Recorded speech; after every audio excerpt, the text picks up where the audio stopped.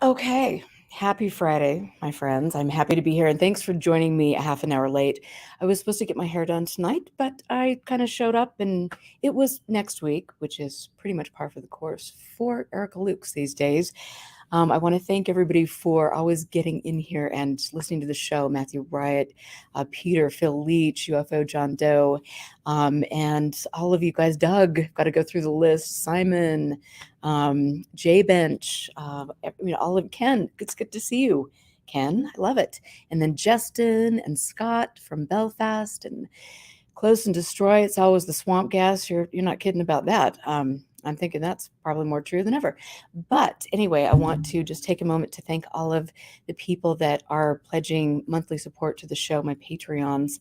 That means a lot to me, and I want to just give all of them a shout out. Thank you guys. I announced some exciting news last week, which is going to, in my opinion, make a huge difference in what's going on in the UFO narrative with research, with preservation, with making sure that we're putting information forward, and also exploring topics with a balanced approach, which is much needed instead of having the true believers that are running off and promoting the benevolent space brothers here from planet, I don't know what, anyway, I'm just going to stop myself there. Instead of promoting things that are fictitious, that are promoted by people that are either A, delusional, or B, maybe have an agenda to create a movement and do things that aren't necessarily in the best interest of the public. But that's just my thing. So anyway, make sure that you click like and subscribe. And I also want to point you to expandingfrontiersresearch.org. That is my new baby with Jack Brewer, with the help of Barry Greenwood. And that is, we just created the nonprofit a few weeks ago. And we've got a great website, expandingfrontiersresearch.org. You can go there, find out more about it, read about it. And then we will be hopefully working with people here in Utah specifically and things to create not only a beautiful archive, which I already have, to make that open to the public, and then to also do a few things that I can't announce right now, but I will.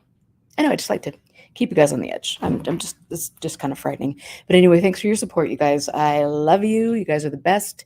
And I want to thank Mario for always being there behind the scenes. He has some great insight to how I roll off screen, which, as you can imagine, is pretty much like me and Martin, my guest tonight. Martin Cannon is back for show 4 on UFO Classified. So welcome to the show. And I want to just take a moment, Martin, before I completely introduce you, to mention that I'm posting, or this is going out on Facebook and also Twitter, and I do not have that chat in front of me. And so if you want to get in and chat and ask questions, then come to the YouTube page where you can find that. And then Martin, I am hearing a little bit of feedback. So, all right, is my voice sounding okay? Yeah, I'm just hearing myself, I think, talking to you. Okay, well, I'll try turning you down, but we'll see how that works. I don't want to Do you sit need here. my cue cards? Yeah, I just don't want to sit here wearing my headphones because, I doubt if that would be very sightly. We've seen things on the show, things that you have to pay therapists to get over. Truly. Oh, well, goodness. I mean, you're putting my mug on camera. That's the other thing this Stop it. side of Lindsey Graham's blackmail photo, which I've not actually seen. I try to visualize it, but of course the mind rebels. There's a Lindsey Graham blackmail photo? Everybody presumes. Oh my God. Wow. Well, it's kind of a mood killer. I'm sorry. It's okay. It happens. It was my idea of a joke. Yeah, that was certainly frightening. And I've got to just get Tinker because Tinker needs to come and say hello. So, Hello, Tinker. Yeah. My dog is not with me at the moment. He might show up anytime. Well, good. I just wanted to say congratulations on the last show with Jack Brewer. That was quite an eye-opener, especially regarding Dave Jacobs. And the way he was conducting those hypnotic regressions, that was, I was definitely not a believer in the use of hypnosis as an investigative tool back in the days when I was in the field. And certainly this cements me in that belief. I could not believe what I was hearing. Thank you. I mean, I will say that after that show, and I got a lot of positive feedback from people that are willing to look at both sides and willing to look at logic. And when you hear the conversations, it is you can how can you think anything other than what you've heard? There would never be a reason. And I think you might need to put your headphones on. I really hate to tell you that. Oh, all Just right. trying for I know, I'm sorry. It's okay, you still look good. Um, except I don't have them up here. I am sorry. You'll have to. Okay. All right. Oh,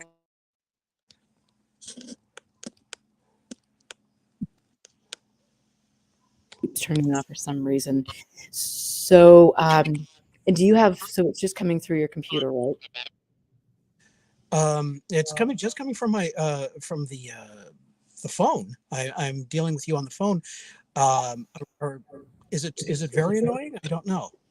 It's just that there's a little bit of feedback. It's okay. We'll figure it out. Okay. So, and so last week's show, yeah, I have like I said, I got a lot of feedback from people who were very disturbed, and I think that for me, after I got off the show and I heard what I did and listened to Emma, I was very triggered by what I heard because of my abuse situation, and I literally got done with the show and I cried for 2 hours because it was so horrific to me, that anybody could be put in a situation where they're that vulnerable and then subjected to what you could clearly hear on the tape is absolutely inappropriate, um, in my opinion, so Well, first of all, one of the things that came to my mind was I wouldn't talk that way to an abductee, even in a completely non-hypnotic setting.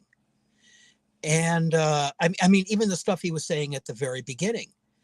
The investigator should not be giving his opinion as to what's going on. The investigator's conclusion should come at the end of the investigation, not at the beginning. And that's the mistake everybody keeps making. Now, I have to say that there is a side to this which made me feel slightly, I hate to say sympathetic, but I could kind of see Dave Jacobs' point of view in this only, in that when I was in the field and I was interviewing people, very often the people I was interviewing wanted my opinion, wanted my feedback. They did not want to sit back and just have me take notes and say yes and then what happened or whatever. There wanted to be an interaction. They wanted me, and some of them were so mystified by what was happening in their lives that they felt that I could tell them what was going on. But I felt it was not my place to tell them what was going on. It was their place to tell me. And some people, that leaves them feeling very, very frustrated. And so the people who have these experiences, I don't think they realize to what extent, and this wasn't giving the situation with Emma, I have to make that clear. But in other situations, I think they have to understand that sometimes the people who have these experiences are cueing the investigator saying, give me some feedback. You tell me what happened. And the moment an investigator like Dave Jacobs or Bud Hopkins gets that kind of cue, then we're off to the races. right. And it's a big mistake. Well, and it's, just to hear some of the comments about the chastity belt and things like that, that was just, I mean, again, I was just floored. And there, I have no idea why that would be useful in a scientific, I mean, why that would be useful at all, other than to glorify, to do whatever you're doing, you know, for your own personal gratification. But that is just me. And so, Well, I mean, yeah, where that ended up going was just,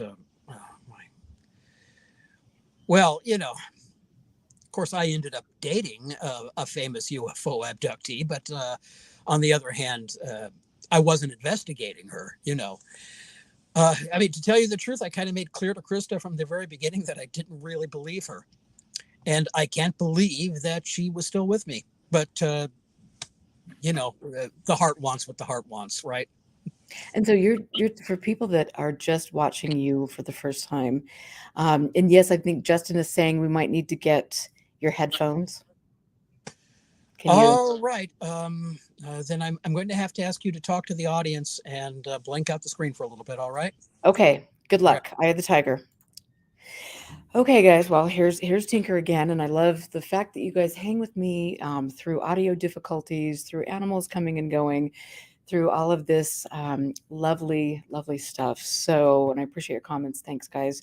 And Amy, you cracked me up. I hope Dinah is doing okay. Phil, thank you as always for your feedback. And I did receive the information that you sent to me, which is quite fascinating and lovely. I am doing with Jack Brewer in-depth research onto into specific things in the UFO topic, which will be very exceptional when they come out. Jack Brewer is one of those people that absolutely does research in doing FOIA requests and getting information that is exceptional.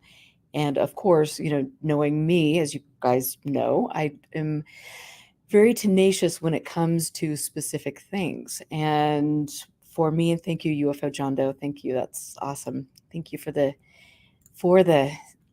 chat sticker. And for some reason, that's not showing up when I try to show it. Oh, there we go. See, I'm telling you, we're having something's going on. I don't know tonight, but thank you. And I'm excited to have you come down and see the archive, by the way.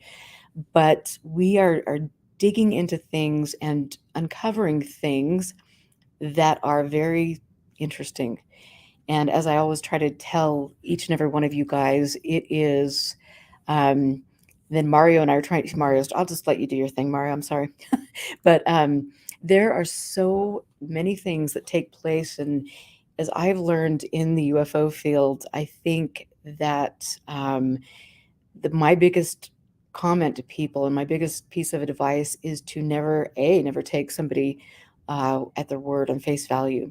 And if you've got somebody that is prominent in the field and they're not calling attention to people that are promoting hoaxes or people that are giving false information out, and they're not willing to take a stand for integrity's sake, then you need to look at those people and probably run pretty quick and make sure you don't buy their books. I'm just saying.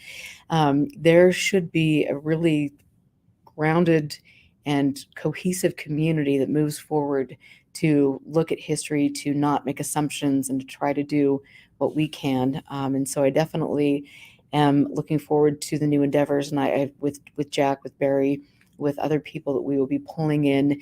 And I want to say with all of you guys, because it's all of you that are here supporting the show and have the integrity to make sure that you are asking questions and holding people, accountable for hurting people, for abusing people, for making money and creating false narratives. Skinwalker Ranch. Anyway, okay. So Martin is back. We're going to bring him here again. You look dashing. I was trying to look dignified for you. It's very difficult to look dignified when you're wearing these things. Well, so now your mic is a little bit low. Can you hear me now? Is that all right? Well, it's a little low. Oh goodness, I don't know what to do at this point. Well, unplug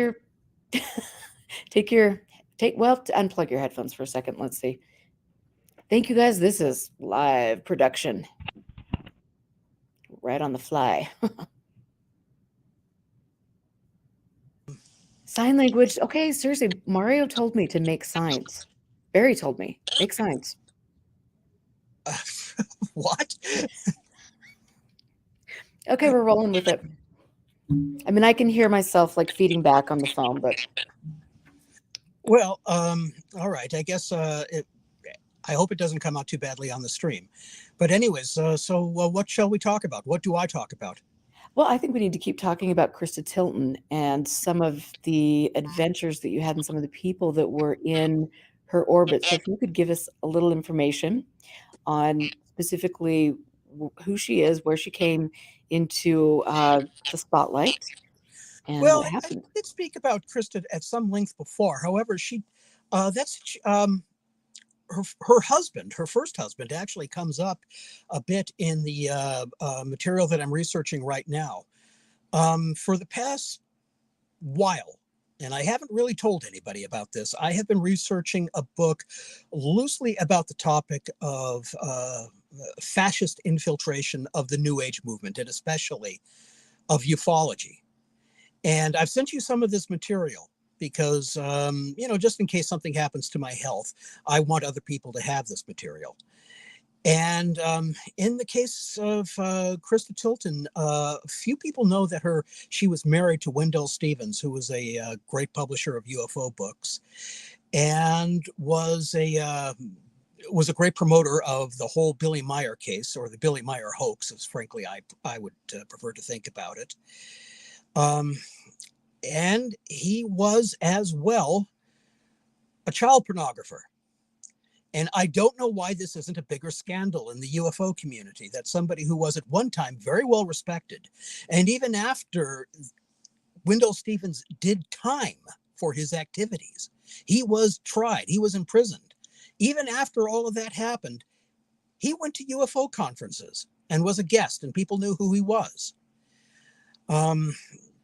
It's astonishing to me that people can spread all of these really unverified stories about, Bill Clinton and Jeffrey Epstein, and we can go on about, what the truth is behind all of that.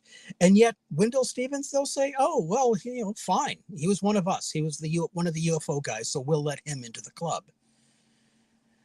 Now, Wendell Stevens fits into my story because one of the people who was feeding him money, who was funding his books, and especially his book on the Billy Meyer case, was a man by the name of George Green.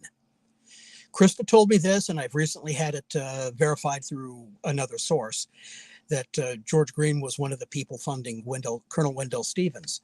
Do you know who George Green was? Erica, do you remember Hatton, the great space commander? No, I mean, that sounds vaguely familiar, but that was way back. Oh, well, it wasn't that far back. Well, it does go far back. It all started in the 1950s. There were his name came up during the contactee movements of, 53, 54, that era. And there were people who still remembered who he was. In 1989, starting in 88, is when the channelings first started. There was a woman by the name of Doris Ecker, who started channeling this space entity named Hatton, who allegedly was the commander of a great, great starship called the Phoenix. And she was putting the wit and wisdom of Hatton in a series of books, which were published by George Green. And for a while, if you were an old school ufologist and you were around in 89, 90, all through the 90s, these things were everywhere. They were inescapable. And although any sane ufologist knew that that the Hattoniverse was a complete lunatic asylum, everybody was talking about them, at least for a while, because they were just the wildest, craziest, most conspiracy-driven madness that anybody had ever seen. And so naturally, after a while, the great space alien Hatton began to spread the stories. He basically began to tell his followers, which were many, that the protocols of the Elders of Zion were absolutely on the level, and that we should all read that book, and we should all read Henry Ford's book, The International Jew. Right. And suddenly his, all of his talk about space aliens and about Roswell and about MJ-12, that went by the wayside. It was all these dark, dark conspiracy theories about the evil satanic Jews. And so that is one great vector for the spread of fascism within the New Age community. Now, I think that this is relevant for today, because even though many of your listeners, you have forgotten who Hatton was, and, the Phoenix Journals, those publications, you haven't seen those books in bookstores for quite a while. And I imagine that many of your listeners haven't seen them. But the people who spread those stories also began inevitably to spread scam stories. They were scammers. They were out to con their audience, Right. and it was a money con, pure and simple.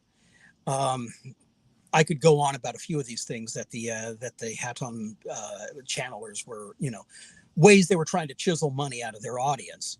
George Green and Doris Ecker. But one of the scams they pulled was called Gaia, and it still is quite unfathomable to me. Basically, this was a scam that was designed to tell the entire audience that they no longer had to pay their mortgages, that they had already been paid off, and make your financial decisions accordingly. There were people who took this seriously. Now, as other people began to get in on the Hatton scam, there were other, because this is a cosmic entity, anybody can channel him, right? There were other Hatton channelers who began to say, no, Gaia isn't it. It's something called Nessera. Now, you probably don't know what Nessera is. It stands for National Economic, I don't even know what. But it is a rumor that got spread among the far right wing that basically the entire economic system has been completely reset. You may have heard about this. It's actually quite popular in Utah. It's actually quite popular among certain Mormons. They believed this, that the economic system has been completely reset, and therefore you no longer have to pay income taxes, and you no longer have to pay your mortgage.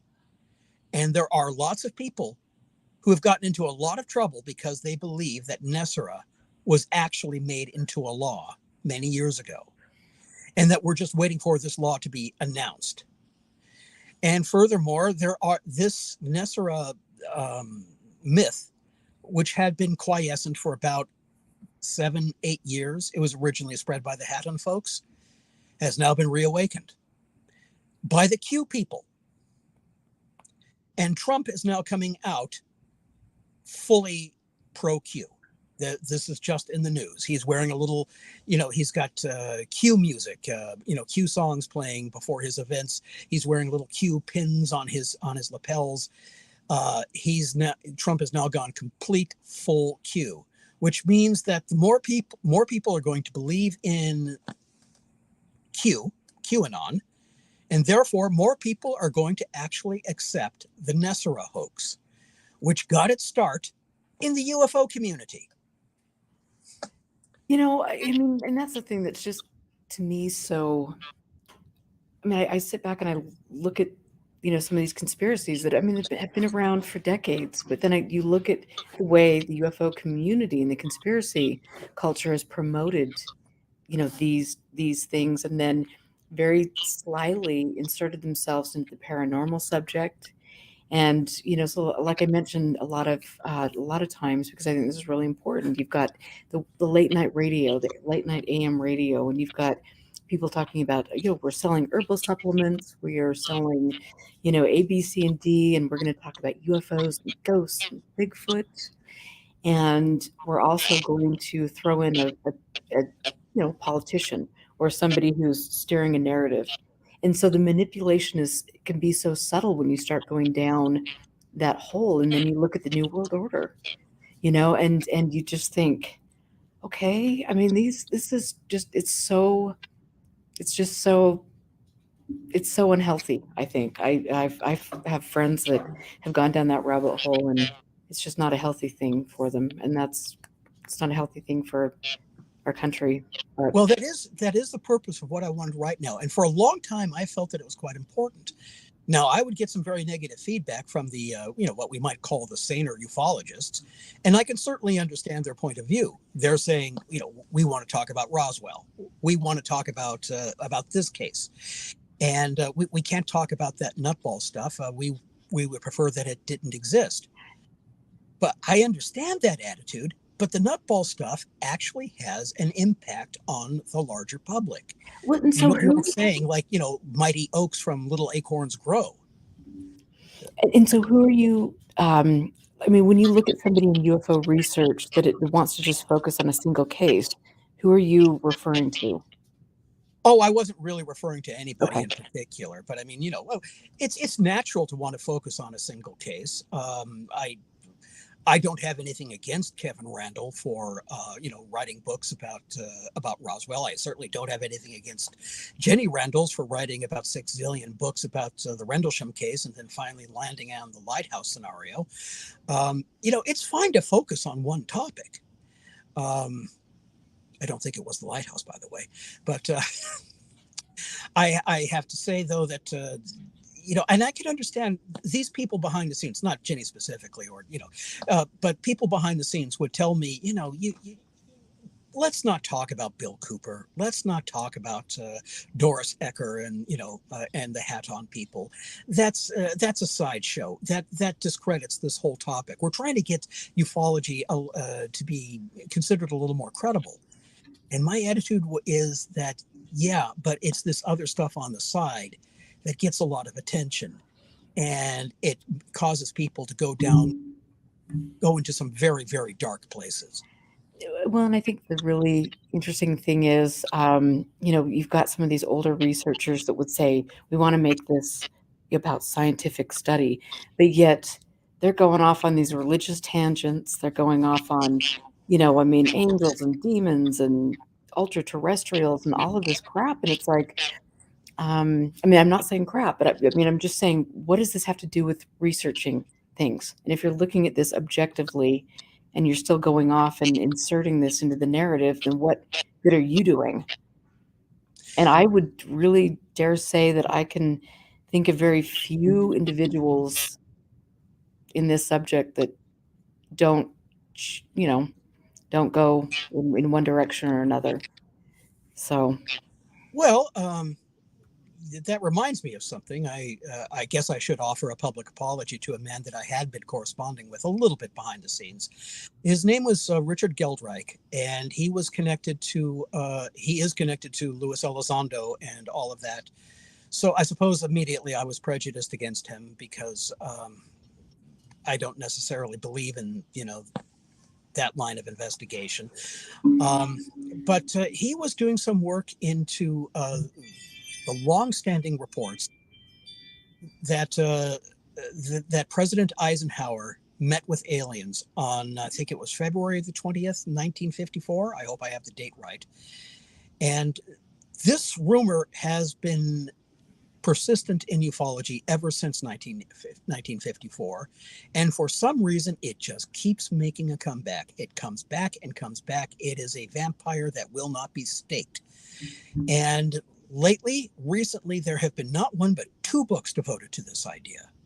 One is by this fellow, Professor Michael Salla, who he is a professor. He apparently has a doctorate. And yet his book seems to have an absolutely phobic reaction to footnotes or to anything that I would consider to be scholarly research. Forgive me for sounding too harsh. And then there was a fellow by the name of Paul Smith who wrote an entire book about this. And his book is somewhat more reasonable, but I'll be responding to it in my own when I address the subject of Ike's supposed meeting with aliens. And of course, Richard Geldreich has been doing a great deal of research into this. He has been posting online, and it was very helpful to me. A lot of material from the 1950s, from the contactees of the 1950s, and especially from the people involved with an organization known as Borderland Sciences, which in those days was composed entirely almost of contactees and people who were basically using mediumistic powers to try to contact the powers beyond. It was one of those things that Donald Kehoe and of the so-called safe and sane ufologists of the time, they wanted to just sort of shove it off to the side and say, don't pay attention to that. Whereas I'm the one saying, no, that's actually where the action was. That stuff was interesting. It wasn't interesting to me for many years, but recently this year I've been looking into it and I've been saying, oh yes, politically, that was very interesting. Because it turns out that a person who had a great deal of impact into that whole milieu was William Dudley Pelley, America's most prominent Nazi. And I almost said neo-Nazi, but no, he was an American Nazi during the 1930s and was working very, very heavily to make sure that America lost the war. And he was eventually imprisoned for sedition. After the war, he got heavily involved with ufology and with New Age religion, and that was where he concentrated. And so he kept on trying to, he was very, very subtle about it, but he kept on trying to inject his anti-Semitic ideas and his very, very dangerous racist ideas into the early days of ufology, and especially when you really look at it, into the contactee movement. Now, I went down that long trail because the whole story about Eisenhower meeting extraterrestrials at Edwards Air Force Base, which at the time they called Muroc Edwards. They called it Muroc Air Force Base. They renamed it Edwards, I think, in 1953, and so there was a year or so where there was people called it both things. But anyways, that whole story seems to have begun with George Hunt Williamson, who was a very famous early contactee, but he was also the second in command to William Dudley Pelley. He was William Dudley Pelley's little helper, and he was helping Pelley run both of his magazines, Valor magazine and Bright Horizons magazine, which were allegedly, mystical and religious magazines, but actually they were very, very subtly trying to work what I would consider to be very, very racist and dangerous ideas. Pelley knew that he didn't want to go back to jail again, so he had to be subtle about it. But it's there if you know where to look for it. And George Hunt Williamson was the guy who introduced anti-Semitic conspiracy theories into ufology.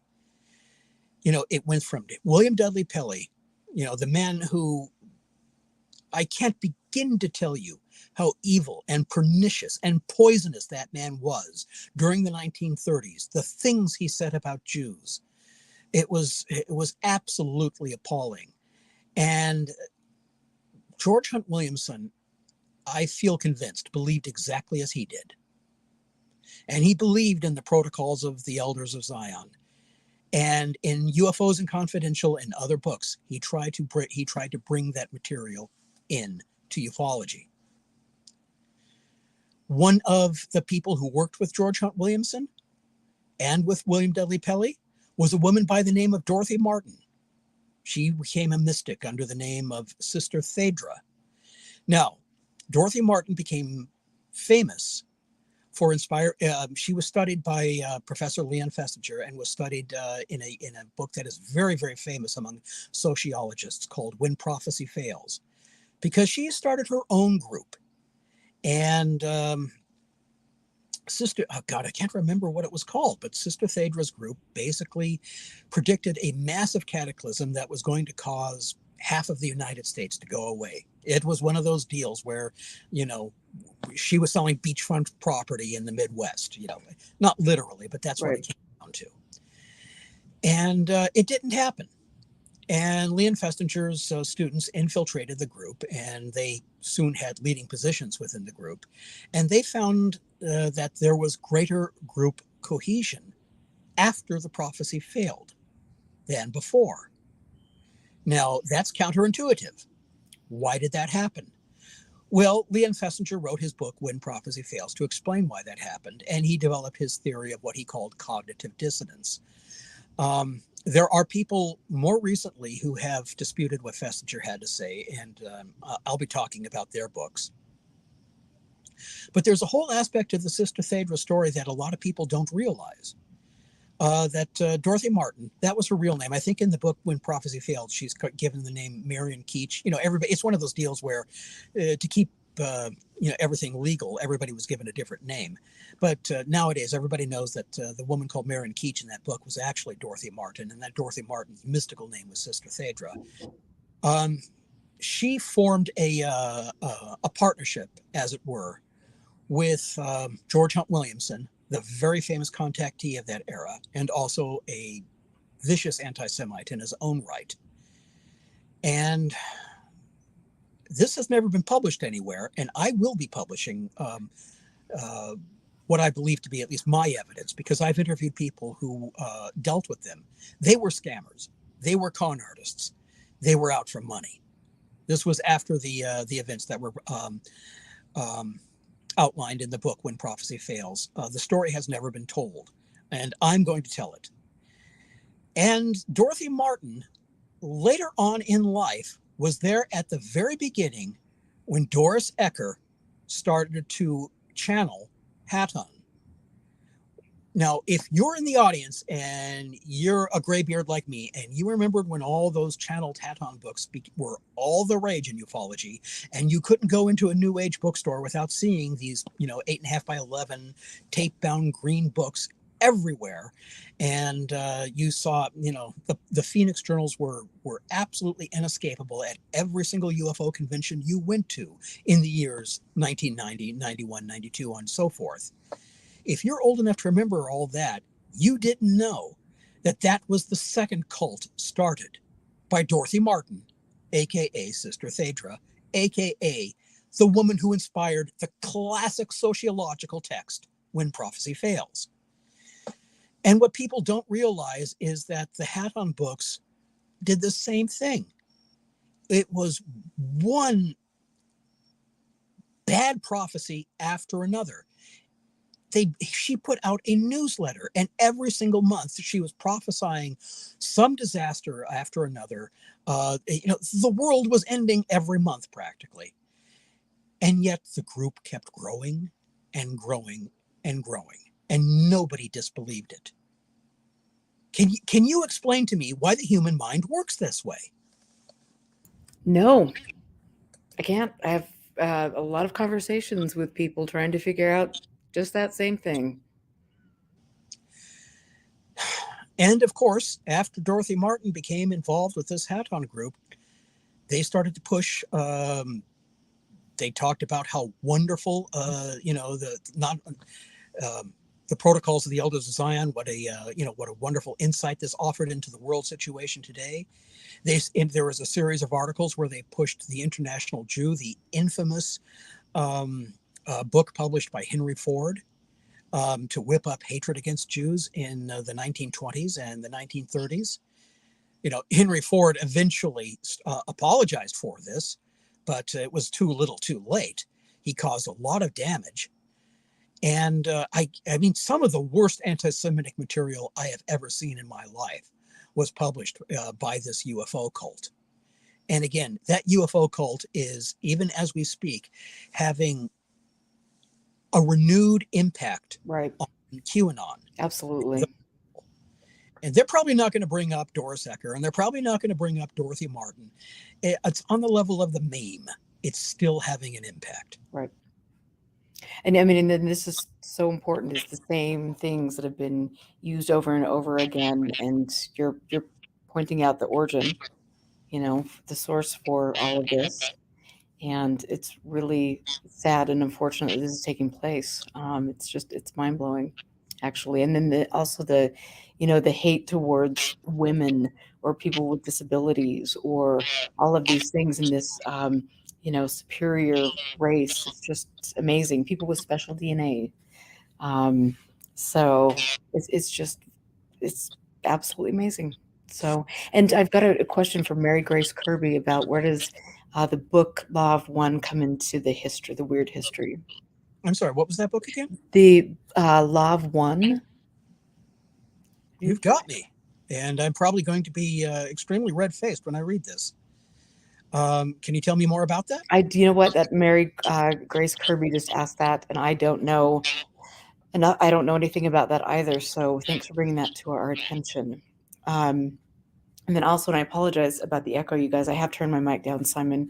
I know that you had mentioned that earlier, but we're going to roll with it. So, speaking about of Henry Ford, there was also Charles Lindbergh, who was, they were hoping, the Nazi Party was hoping that he would become a new spokesman for them. And it was interesting that he was friends with Major Donald Kehoe. I always find that connection fascinating. Oh, yes. Well, I know a lot of people score Donald Kehoe because he was a racist. And he was very much against the Betty and Barney Hill case, basically because Barney was black and it was an interracial marriage. Um, I don't want to be. I don't want to say anything to excuse the man, except, of course, the times. You know, things were different then. Not, people should not believe that everybody was a horrible racist back then. That is far from the case. And there are a lot of young people who believe that everybody was a Klansman back in, you know, the 50s and the 60s and even in the 40s. And no, that was not the case. But there were a lot of people like Donald Kehoe. There were people like my grandmother, I'm sorry to say. They caused a lot of dissension. And it was sad. Yeah, Kehoe was very close to Charles Lindbergh. In fact, he wrote a book about his travels with Charles Lindbergh, Right. which I came that close to buying. I saw it in the bookshop window many times, but I didn't buy it. Interesting. Okay, so keep, and I'm sorry to distract you, but I mean, this is so important, all of the things that you're talking about, and so keep going and giving us more information. This is good. Well, I am trying to absolutely firm up my contention that the idea that President Eisenhower first met with aliens, this myth, it was always ridiculous. This myth that President Eisenhower met with aliens on February the 20th, 1954, began with George Hunt Williamson. And I think the reason why he came up with that idea was because he didn't like Eisenhower. What Nazi would, you know, the man who conquered Europe, right? He didn't like Eisenhower. And he wanted to embarrass Eisenhower. Because what people don't realize is that on that date, in February 20th, Eisenhower was in Palm Springs, and he was at some sort of dinner with, you know, there were many people around, and he had some problem with his tooth, and it had to have an emergency crown put onto it. And so he kind of doubled over with pain because he bit down on something. And it has been established that it was, in fact, a tooth issue. I mean, it's been established 6 ways from Sunday by this point.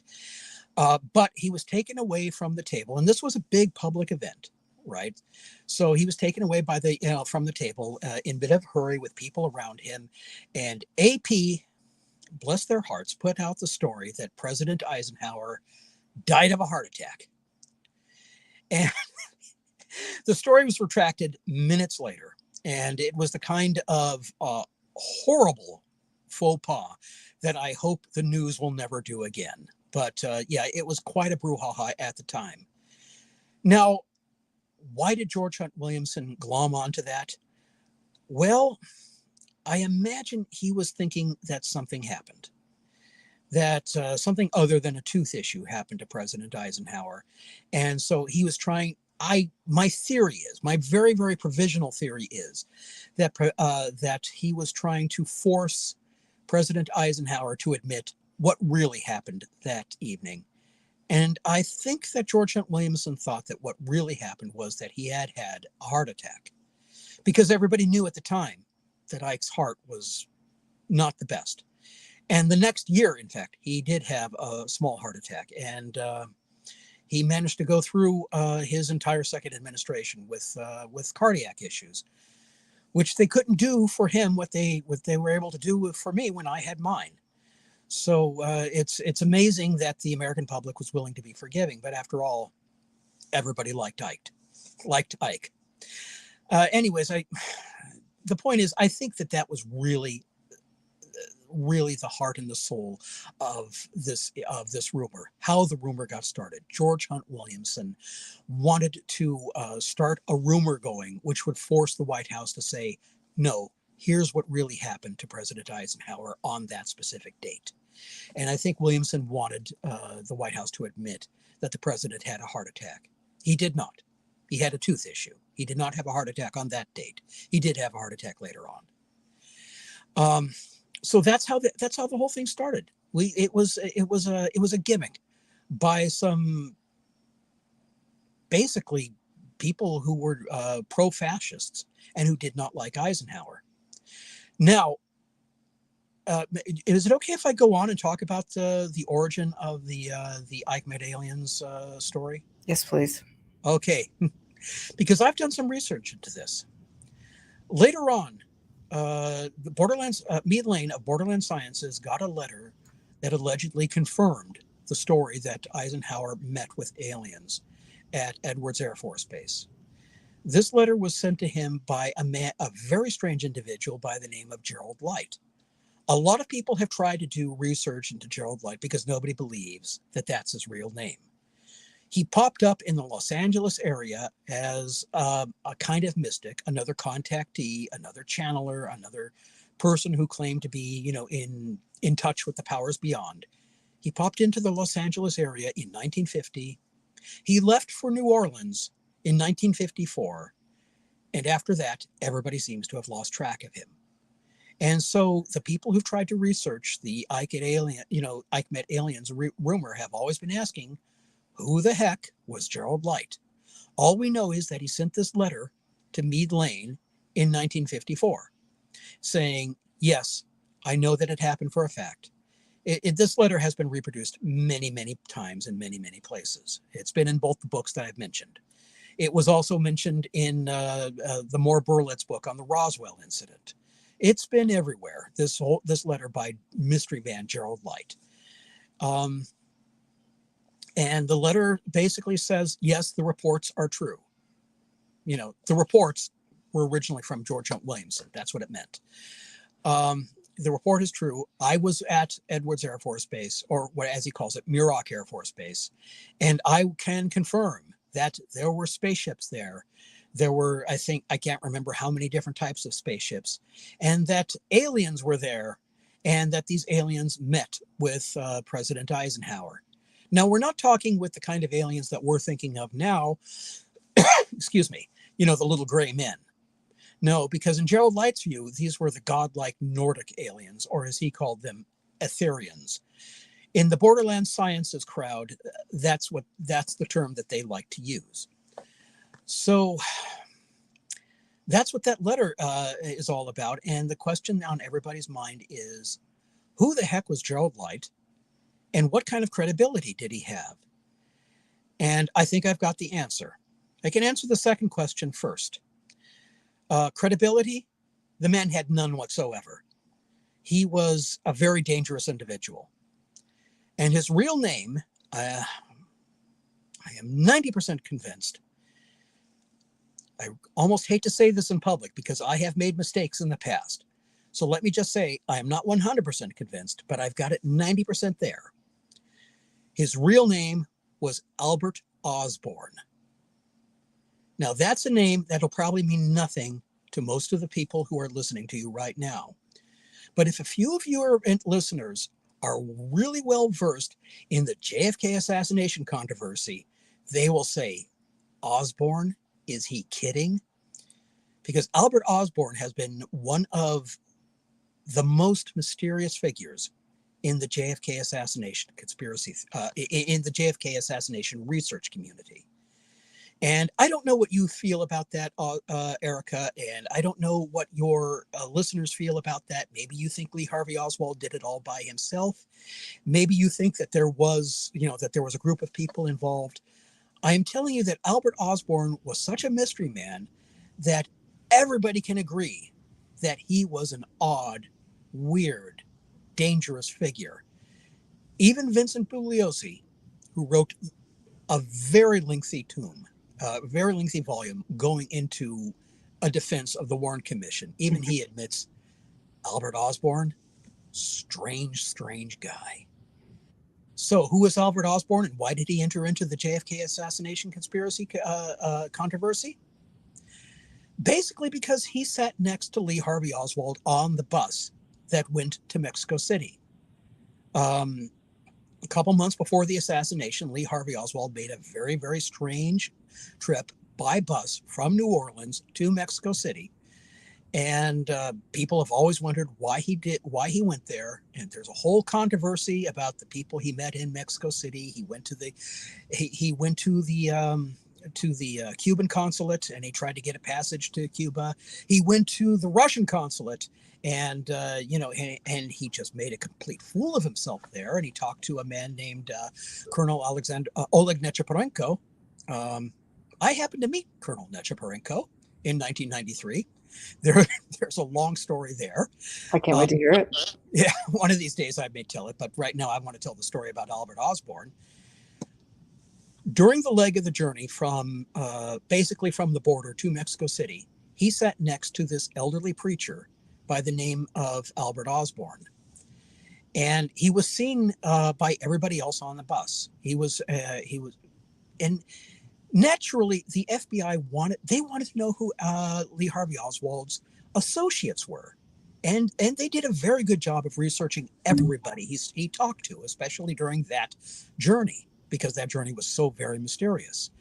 And Albert Osborne was an elderly gentleman who claimed to be a preacher, a retired Baptist preacher, who he said he was working on a book about an earthquake in Portugal in the 18th century. It was this bizarre story.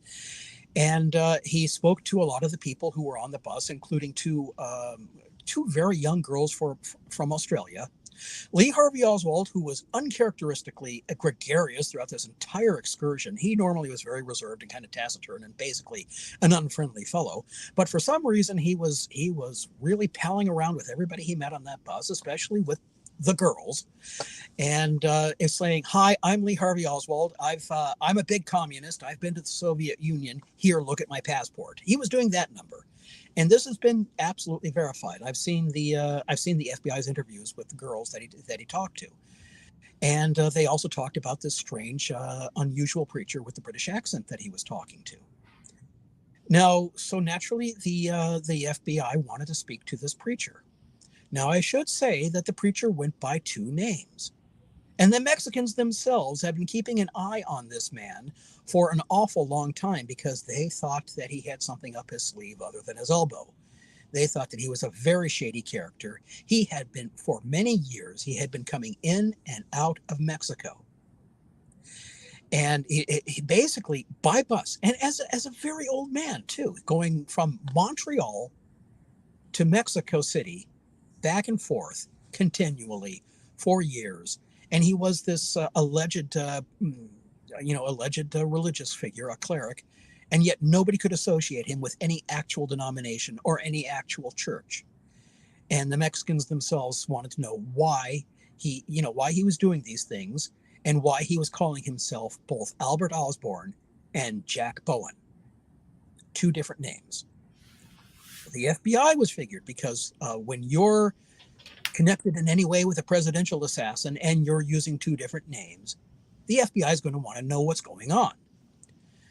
So they tracked down Albert Osborne in a small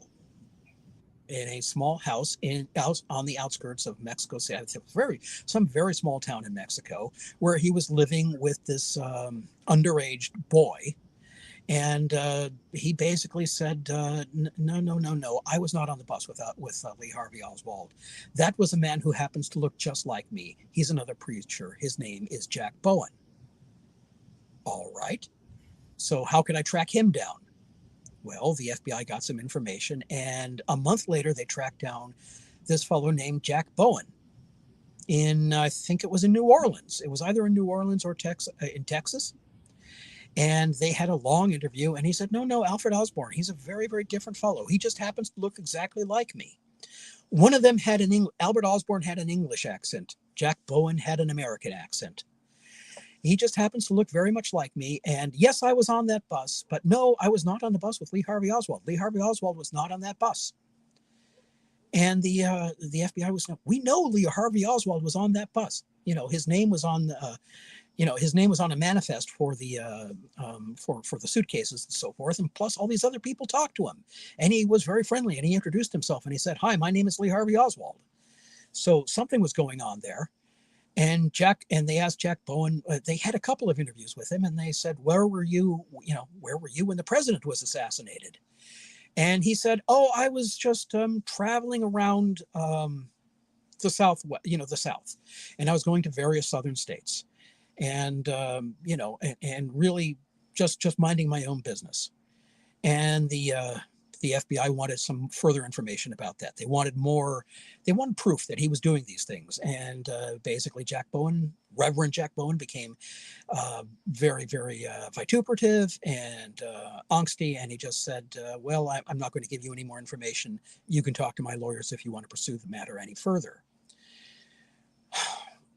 So the FBI, they knew that Jack Bowen and Albert Osborne were one and the same person. They had photographs, and they could tell.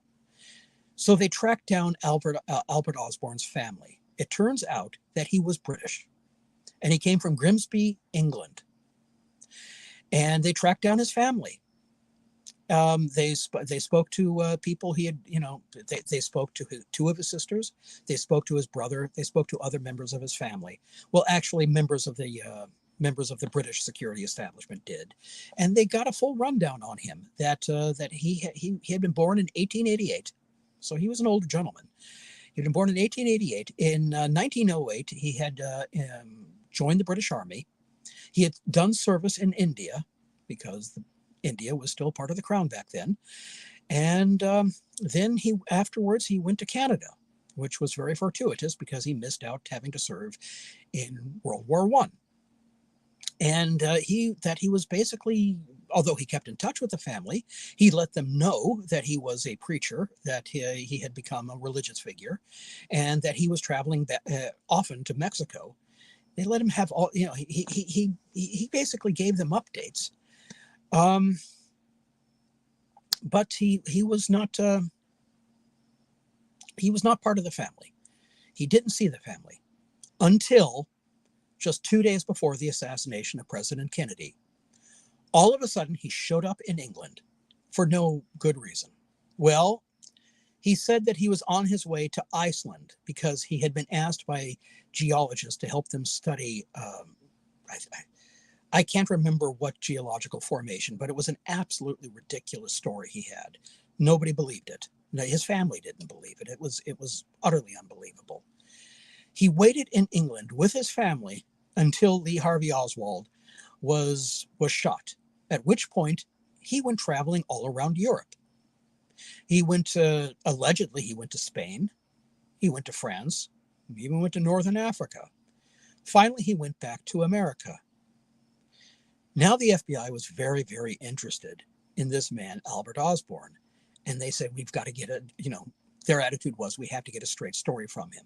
Because he's given us a number of different stories, and he lied about where he was when the president was shot. That's got to get their attention, right? So the FBI finally tracks down Albert Osborne. I can't remember in which city. I believe it was in Laredo, Texas. And they finally got him to admit, yes, I am Jack Bowen. We are one and the same. He never gives a straight story about why Jack Bowen and, why he lied about being the same person as Jack Bowen. He never gives a proper explanation about why he lied about where he was when the president was shot. He basically admits that, yeah, I've been lying to you this whole time about all this incredibly important stuff. And yet, even at this late juncture, he says, no, I was not on the bus with Lee Harvey Oswald.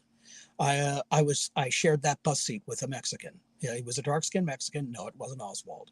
Everybody else on the bus says, well, they're all agreed it was a white guy. And they're all agreed that this guy introduced himself as Lee Harvey Oswald. And so the whole Albert Osborne story gets told in a series of documents, which is almost the size of a novel in and of itself. And it can be found in volume 25 of the Warren Commission exhibits. And it's Commission Exhibit 2195. And even if you have no interest in the Kennedy assassination, even if you believe Lee Harvey Oswald did it all by himself, Commission Exhibit 2195 is really interesting reading, because this man is just so strange. And the odd thing is, the FBI let him go, even though he had lied his ass off to the FBI about a whole lot of really important things. And even though he had gotten a Social Security card under the name Jack Bowen, to which he was not entitled, for he was a British citizen. And plus, it turns out that he was guilty of identity theft. There was a real man named Jack Bowen, who was a completely innocent figure. He was connected with the YMCA, and Albert Osborne had met him at a church function in the 1920s. Both their names are listed in a newspaper story, which somebody dug up from, I believe, 1926, 27, something like that. And this man was completely innocent, and he was pulling down Social Security in his own right. So here was Albert Osborne getting Social Security under a fake name, under completely fake circumstances. He had lied to the Warren Commission about a presidential assassination, and the Warren Commission just let him go. And there was even a lawyer for the Warren Commission saying, no, we have to be able to explain this. This man is strange. We've got to give the people something, and they didn't. And so I suppose at this point I should tell you the upshot of the Albert Osborne story, how he died in 1965. He was very elderly when the incident with Lee Harvey Oswald happened. So in 1965, he started to go down very, very quickly. And he ended up in San Antonio, Texas, in the care of a preacher by the name of Lyman Erickson, I believe his name was. And this man is completely innocent. He had no idea what he was getting into. It's just this poor old man was dying on him, and Reverend Erickson took pity on him. And when Albert Osborne died in 1965, he left behind this bag with his personal effects. After he died, Reverend Erickson went through the bag. I should say that Reverend Erickson knew him as Reverend Jack Bowen, so he didn't know he had another identity. Reverend Erickson went through his effects and found at the bottom of the bag a false bottom with all of his identification papers for Albert Osborne. And Reverend Erickson said, "Oh, this is strange. Maybe I should go to the FBI for this, with this information and see, who was this fellow and was he important and what's this all about?" He took it to the local FBI office. A few days later, the FBI got back to him and said, "Oh, yes, Albert Osborne. We know about him. Don't talk about this. We would prefer that his name not be mentioned in the newspapers." And so Reverend Erickson, who was just a simple, loyal American in those days when the FBI told you to do something like that, they just, you salute sharply and you do what you're told. And he sent a note to the funeral home who was handling Albert Osborne's body. And he just said, "Please make sure that there's no mention of this in the newspapers because the FBI said not to talk about it." Now, he sent that note in, was it 65 or 66? I can't remember. It'll show up in my book. He sent that note. I have reprinted the note. I have the original of it. Or I don't have the original of it, but I have a copy of the original. And this was found in the file cabinets of that particular funeral home. So this wasn't a story that Reverend Erickson made up many years later. This was something that he was telling people at the time, that he had gotten this strange message from the FBI. Don't talk about this man, And so when Erickson was interviewed by the BBC many years later, Erickson said, "I think Albert Osborne was an agent for somebody. My trouble is I don't know for whom." So you're probably wondering, why did I tell you all that strange, weird story about Albert Osborne, the preacher who wasn't a preacher, and who was handling this home for wayward boys in Mexico City? Why was I mentioning him in connection with Gerald Light? Well, I believe strongly that Gerald Light and Albert Osborne were the same person. That Albert Osborne, the great mystery man one of the great mystery men of the JFK assassination, was the man who wrote this letter, which is cited every single time a ufologist talks about the rumor that President Eisenhower met with aliens at Edwards Air Force Base. Now, Erica, are you there? Should I? I'm here. I'm trying to get, I wanted to thank Tommy because Tommy has sent me a link on Twitter with some information, some photos on it about exactly what we're talking about. And I'm having a difficult time getting that from Twitter to StreamYard. So it's never a dull moment, but I'm here. I'm Oh, listening. okay. I just wanted to make sure I didn't lose you. Absolutely. No. Okay, and I wanted to, I hope that, this is, I'm trying to get some cutting edge information there because, we've had 2 books now. I mean, we've got Lord knows how many books now that have repeated Gerald Light's letter without telling us who Gerald Light is. And I'm trying to get some new information onto the table as to who this guy was. And so I guess the reason I told you all that is you're probably wondering, okay, what's your evidence that this guy calling himself Gerald Light between the years 1950 and 1954, what's your evidence that he was Albert Osborne? Do we have photographs? Well, we have quite a few photographs of Albert Osborne, or Jack Bowen, as he sometimes went by that name. We have photographic evidence as to who he was. For Gerald Light, we only have 2 drawings. One of them is apparently a self-portrait that were made at the time. Now, these drawings look an awful lot like Albert Osborne. In fact, that's what got me glomming onto them, because when I was researching the origins of the Ike and Edwards story, and I saw these this one drawing that apparently Gerald Light made of himself. He had some gifts as an artist. And I said, that looks familiar. Where have I seen that face before? My brain synapses were just sparkling. And then I thought, he looks like Albert Osborne. And I thought, no, I can't. Canon, this is just another one of your weird ass theories. No. Put this behind you. You don't even allow yourself to think this way. But, sometimes I just can't help myself. So, and I said, well, it's just a drawing. It's not a photograph. And yes, the drawing looks like the photographs of Osborne, but also the drawing looks like any number of other older gentlemen. And yes, Gerald Light was a man, who looks like, he was in his 60s in 60-ish in 1954. So yeah, he could have been a man born in 1888. And Albert Osborne was a guy who was pretending to be basically a cleric, a holy man. Gerald Light was basically pretending to be a different kind of holy man. So they were kind of plying the same trade. It's just that, he used, you could say he was using one name to go for the woo-woo crowd, for the contactees, for the theosophical crowd. Mm-hmm. And he used a different name when he was trying to appeal to the Baptists. So, okay, there's that. But, where's the proof? Well, here's one of the things that got me going. When Gerald Light gave lectures, he gave lectures in the Los Angeles area between the years 1950 and 1954. And he was always advertised as being Gerald Light of London. Now, so he had a British accent.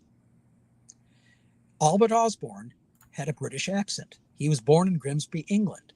Now, he was very, very gifted. He could turn the British accent off and on. And that's how he was able to, try to fool the FBI. He was appearing in one guise as an American and in the other guise as a Brit. And, oh, you've actually found a photograph of him. Yeah. Well, I can see it on one of my screens. Anyways, that was the man.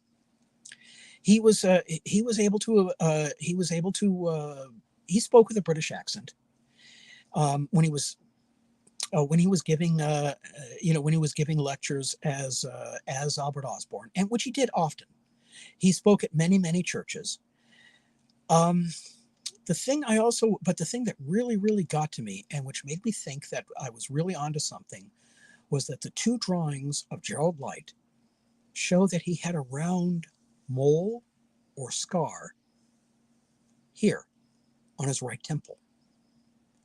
Now, I looked on all of the available photographs of Albert Osborne, including the one that you just showed. None of them show a really, really good shot of his right side. So I thought, okay, well, that's just it. He doesn't have the mole. Except I studied very, very carefully the FBI file. The FBI agent who interviewed him said that he had a round scar or, some kind of wound on the right temple here in the exact same spot where it shows up on the photographs of Gerald Light. Or not, I'm sorry, on the drawings of Gerald Light. So, okay, we have a guy who's kind of in the same position. They're both con artists. They're both conning religious people. They both have British accents.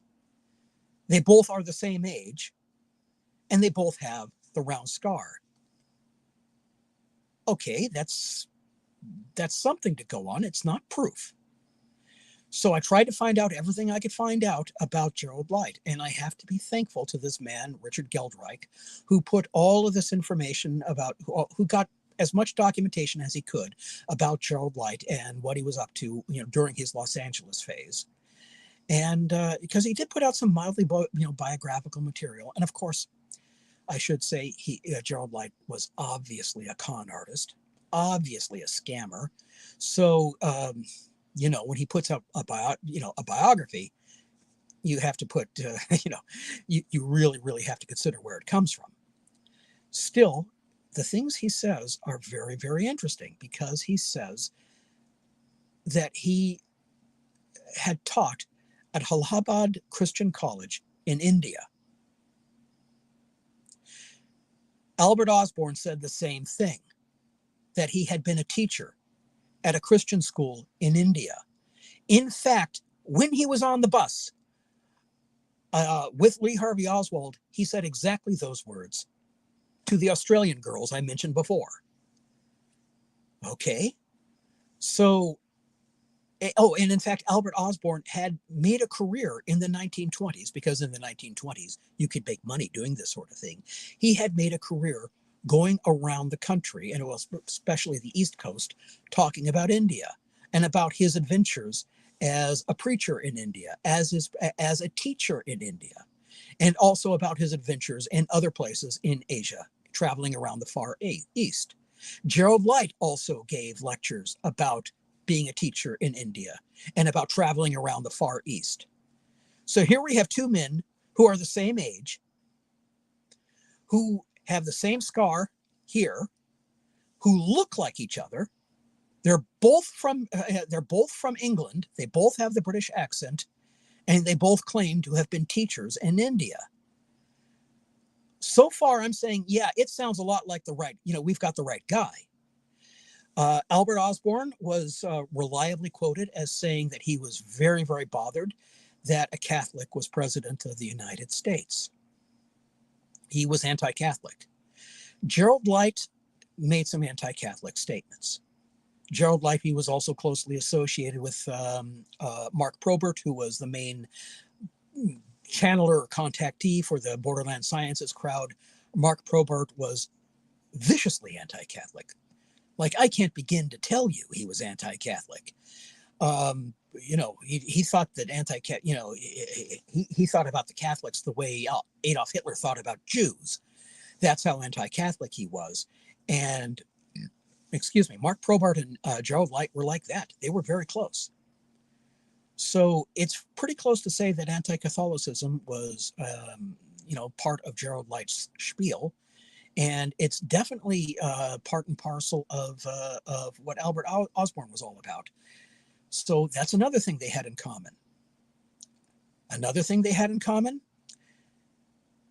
it's really, really obvious. When you read the FBI file, Albert Osborne was gay. Albert Osborne, there was never a woman in his life, ever. And when you read all of Gerald Light's writings, there's no mention of women. It's just women didn't interest him. It's not that he was anti-woman, just women didn't interest him. In fact, one of his pamphlets, clearly has a homoerotic cover design, a naked man with his rear end showing. And it's very, I'm sorry, but it's very hard from a modern perspective, to read Gerald Light's material without getting a very, very distinct gay vibe. Plus, Gerald Light went to New Orleans right after he was. I should say that for some reason he had to get out of town real fast. He was here in Los Angeles. He was living at a place in Bel Air. I've looked up that address. It's kind of mysterious in its own right, but well, I guess I'll be talking about that in the book. Yeah, it was this very, very ritzy address in Bel Air, in the Hollywood community. So he was living high on the hog here there. Nobody knows what his source of income was. He wasn't making money as a mystic. He wasn't, he made some money giving lectures and so forth on mystical topics, but he obviously wasn't making that kind of money. And suddenly he had to get out of town. And he sent a letter to Meade Lane saying, I've got to go.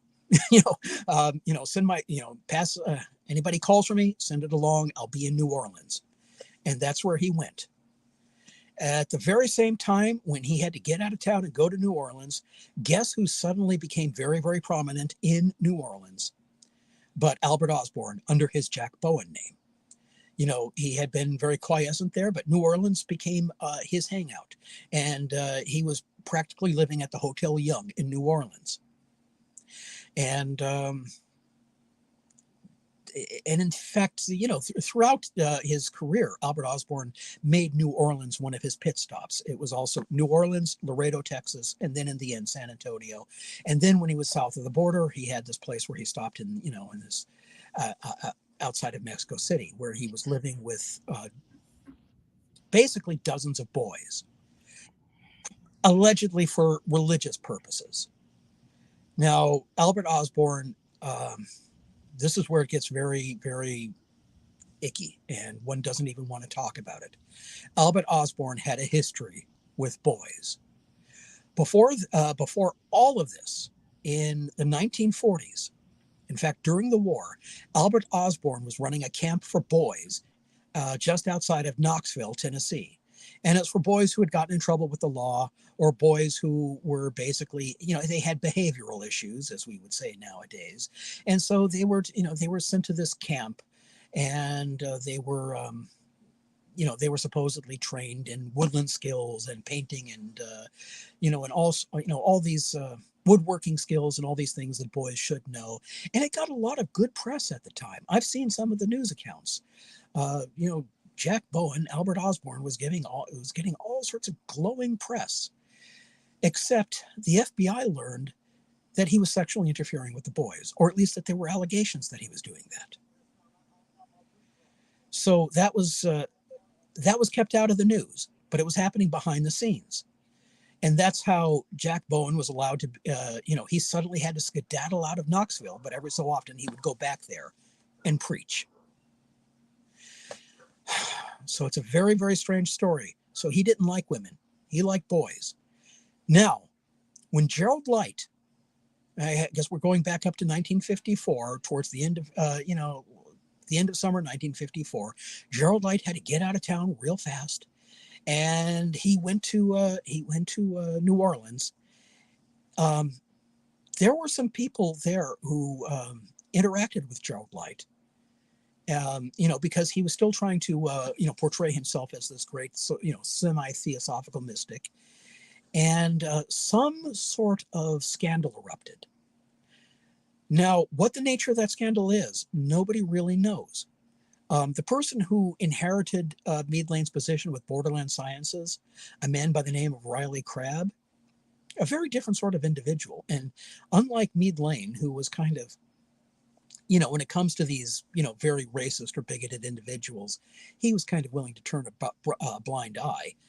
10 years later, Riley Crabb took over Borderland Sciences, and he was not like that at all.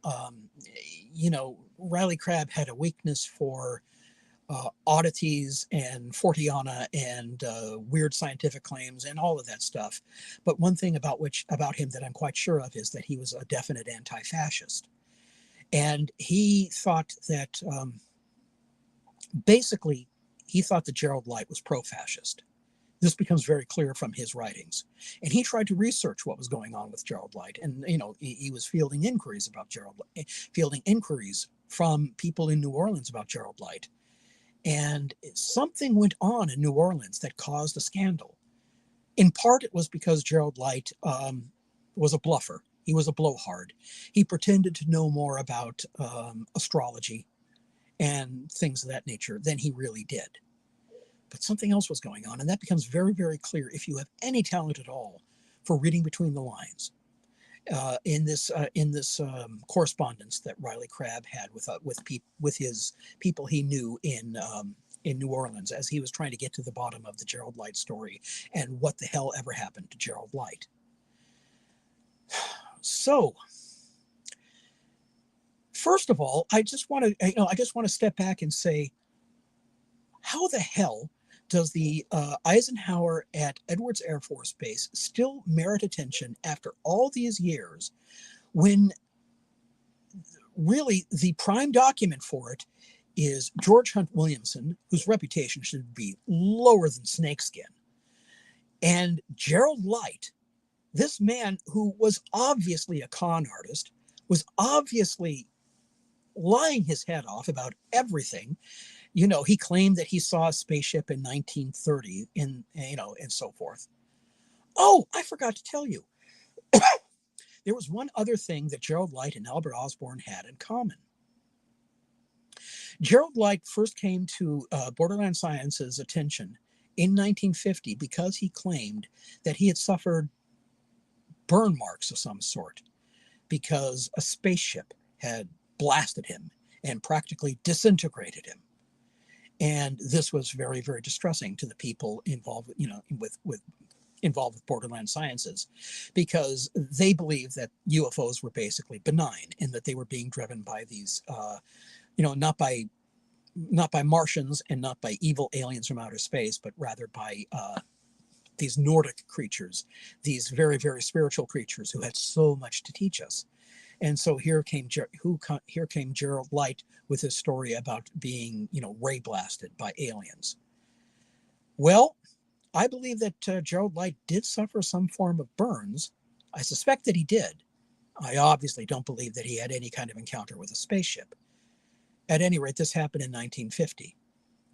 In 1958, Albert Osborne made sure that this bizarre story got printed in the newspapers about injuries that he received, or Jack Bowen, I should say, about how Jack Bowen received rescuing children from a burning building in Mexico in 1950. That he had performed this heroic deed, and as a result, he got burn marks all over his body. So, 1950, Albert Osborne got burned somehow, and he later came up with this completely unbelievable story to explain the burn marks. In 1950, Gerald Light got burned somehow, and he came up with this completely unbelievable story to explain the burn marks. Gerald Light pretty obviously was gay. Albert Osborne pretty obviously was gay, and more than that, he liked little boys, or at least he liked boys. Gerald Light had some sort of scandal attend him in New Orleans in 1954. Albert Osborne had scandal chasing after him wherever he went throughout his entire life. They looked like each other. They were both British. They both had the mark. They were both anti-Catholic. They were both pro-fascist. I forgot to mention Albert Osborne had a little incident during World War II where he was seen angrily tearing down an American flag, cursing it and stomping on it. And this caused so much attention that the FBI investigated him at that time in 1942. Because, you don't do that sort of thing around kids, if the year is 1942 and you're fighting a war against the Nazis. So do I have some new information to put on the table, or don't I? I think I've got the right guy. Now, maybe somebody will come along and say, no, two different guys, and here's why. If you have an argument to make, excuse me, If you have an argument to make along those lines, I'm not going to try to talk you out of it. In fact, I want you to try to talk me out of it. I am all attention. I really, I've made mistakes in the past, and I don't want to make them again. I don't want to, put all this into a book and then have somebody say, no, I have this documentation here. I can prove that Gerald Light was a completely different person. I think he and Albert Osborne are the same person. Now, if that is the case, what was this man up to? Why would Gerald Light, the man who told this bizarre story about Dwight Eisenhower, why would he be on that bus with Lee Harvey Oswald? Well, it might be just accident that puts him on the bus with Lee Harvey Oswald. Such things happen. Coincidence happens. I understand that. But why would he lie to the FBI about that? About, sharing the bus with Oswald. On his deathbed, he finally admitted to Reverend Erickson, I think. He finally admitted, yeah, that was Oswald. But before that, when talking to the FBI, under oath, he said, no, that wasn't Oswald. And under oath, he had said to the FBI, I was in the United States. I didn't leave the country during the assassination. So here, this is another example of a story that, of a story where I'm researching, you might say the influence of neo-fascists or just plain fascists on the ufological fringe, and look where it took me. I don't even know what to make of this, but I know that it's interesting and it must mean something. Erica, do I have you still? Oh dear, I'm sorry, I've lost your voice. I'm not hearing you. Hear me in the chat? I'm having some issues again, but it says that my mic's on. So if you guys can, if you can hear me. I do apologize for the technical issues. I really do. No, it's not you. Because setup we've used before. My mic is not supposed to be. Well, it's not showing that it's on mute. Okay, your turn to talk. I've talked a lot. Yeah, I'm not sure. Can you guys hear me now? Oh, I can hear you through your. Yeah. So, you know what? I think that, and again, I'm sorry. I can hear me talking through on your side, and I'm so sorry, you guys. But, I think that like you, I mean, you've done so much more work in this regard, but you've looked at these figures that have inserted themselves, from the 30s on, and it is so, incredible to me to see how, these people have motivations. They're snake oil salesmen, as you say. They are people that are uh, promoting a specific political ideology. And it's the whole thing is so fascinating. And I encourage people to actually look at the bigger picture here. When you enter into the UFO community and you get hooked up with people involved with Skinwalker Ranch or involved with Lou Elizondo or people like that, you should look at the messaging. You should look at the fact that, there are questions being asked about validating, who they really are. We know time and time again in the UFO community, people can come out and say, yes, I hold these positions in the military or hold these positions in the government. And people take all of that at face value. Or yes, I'm a multi-billionaire rich businessman. And we take people at face value, and we need to ask questions. And had people done that decade after decade in the UFO community, instead of turning their backs on people that, like Bill Cooper, because they wanted to focus on Roswell, then perhaps we could have been a little bit different with where we are today, and we wouldn't have such a cesspool of absolute garbage. And I have to say that I do hold people that have been in positions of authority or positions of um, learning about the subject. They should be, I think, kind of held to the fire because they chose to look away when there was something that was going on that would pollute the subject and the research decade after decade. Well, yes, and I have to admit that I myself might be guilty of this. I mean, back in the 90s, I thought Cooper was important because, this because he had an audience. He had a huge audience back then. You couldn't, at UFO conferences, you couldn't turn around without running into somebody who actually bought into Bill Cooper's BS, and it was absolutely maddening, the kind of cult-like mentality. So that gave it importance. But I couldn't believe that anybody of any intelligence would take his claim seriously. And yet here we are. He's the one who brought back and amplified upon the Ike Edwards story. And then it turned into this whole story about the so-called Greada Treaty, and we can go into that, which I think was just a typo for the Grenada Treaty. Aaron Gulius is probably correct about that. And where does it all come back to? It all comes back to this man, Gerald Light, who was such a mystery figure. And again, I finally come out and expose my research into the origins of the Ike Edwards story. Not because I'm trying to convert other people, but rather because I really want somebody out there to get mad at me, to say, Cannon, no, you're wrong. Gerald Light had to be somebody else, and here's why. Because before I go to print, I want to be able to, to hear the counter argument. I don't want that kind of mud on my face. When I think, Matthew Riot was on the show a couple weeks back, and he had mentioned Gerald Light as well. So he'd be somebody to talk to about that. I'll put you guys in touch. So, if you want to know what I've been writing about, it was the influence of extreme right-wing ideology, of fascism on ufology has been immense. And that's not to say that I am not saying that I think that it has been totally commanding. In other words, I'm not out here to try to convince the world that Stanton Friedman is a fascist, for God's sake, or Jerry Clark, or, no. These are good guys, I'm not saying that. But I'm just saying that on the edges, the fascist influence has been there. In ufology, in the New Age, it's been there, and it just keeps nibbling away, and it becomes inescapable.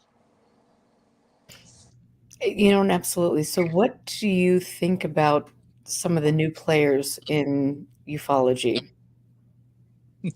I am much better equipped to talk about the people who were around in the 1990s, because that was my decade. Okay, then let's talk about the people in the 1990s that you felt that maybe could have some of these connections. Well, I shouldn't want to speak. I shouldn't want to say that about Colonel Wendell Stevens. I have to be very careful there. They say don't speak ill of the dead, but on the other hand, he was a child molester, so how can I not? And let me just ask you this really quickly, because I know that somebody in chat had mentioned earlier that they didn't think that he was actually a child molester. I mean, is there documentation to prove that he was? He went to jail. Okay. For that. There's no question of it. I can, when he was alive, I could have called him a child molester. I would have called him a child molester to his face if I had known that it was his face that was standing, a few feet because I met him in Laughlin, Nevada. And, he came up here and he got really close to me. I was there with another woman. I had broken up with Krista by this point. He came really close to me, and I could tell, why is this guy giving me the eye? He looks so familiar. And it was as he was walking away, I said, oh my God, do you know who that is? And I said to the lady I was with, that was Wendell Stevens. I had told this lady the story of Wendell Stevens. My lady friend at that time was ready to get up and tear this guy's guts out, because that's how she felt about child molesters. I did not recognize Wendell Stevens at first because, frankly, years had passed. I had only seen photographs of him. I'd only seen, film of him. And that film was taken when he was a much younger man. And time clobbers us all. Except you, Erica. I don't know, but You're nice. as me. I'll pay you later. But yeah, so I had a chance to tell the guy off, and I didn't. But I would have called him to a child molester to his face because I knew. And also, I could not forgive him for what he did to Krista. Because he had Krista, she was that naive. He had Krista convinced that the charges against him were phony. And he wanted to marry her. They had been corresponding for some years beforehand. And he proposed marriage to her because he felt that if he were married while in prison, that would somehow be a point in his favor, and it would allow him to get out of, it proved to the world that he was reformed and, a fine, upstanding heterosexual. And he really felt that this would work to his benefit.